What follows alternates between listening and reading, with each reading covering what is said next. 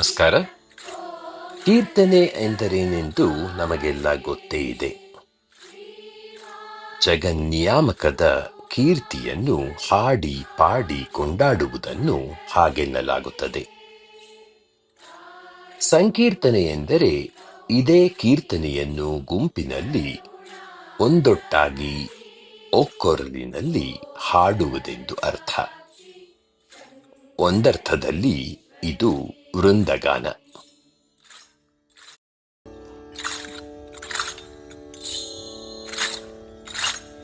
ಇನ್ನು ಹೀಗೊಂದು ವೃಂದಗಾಯನವನ್ನು ಬೀದಿಗಿಳಿಸಿ ನಡೆಸಿದ್ದಾದರೆ ಏನನ್ನಬಹುದು?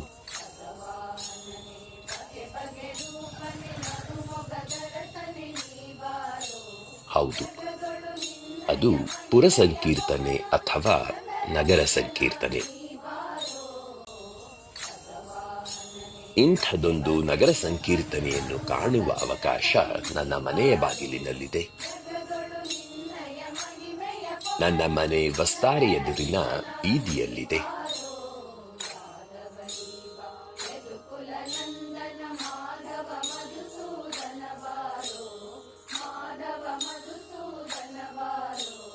ನಿಖರವಾಗಿ ನನ್ನ ಮನೆ ಎದುರಿನ ದೇವಗಿರಿ ದೇವಸ್ಥಾನದ ಸುತ್ತಲಿನ ಪುರಪ್ರಾಕಾರದಲ್ಲಿದೆ.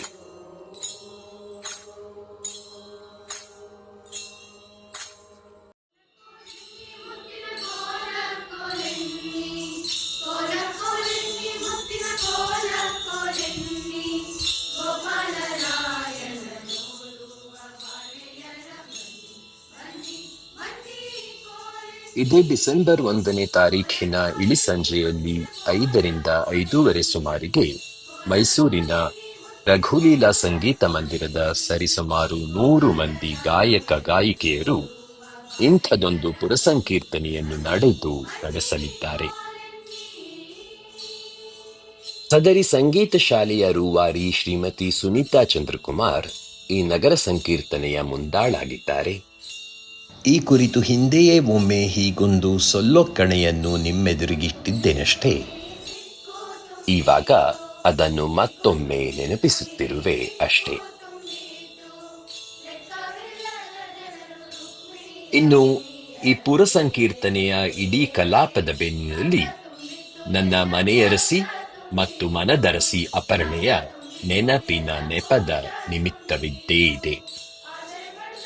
ಬನ್ನಿ, ಪಾಲುಗೊಳ್ಳಿ, ಕೃತಾರ್ಥರಾಗಿ. ಮತ್ತೊಮ್ಮೆ ನಮಸ್ಕಾರ.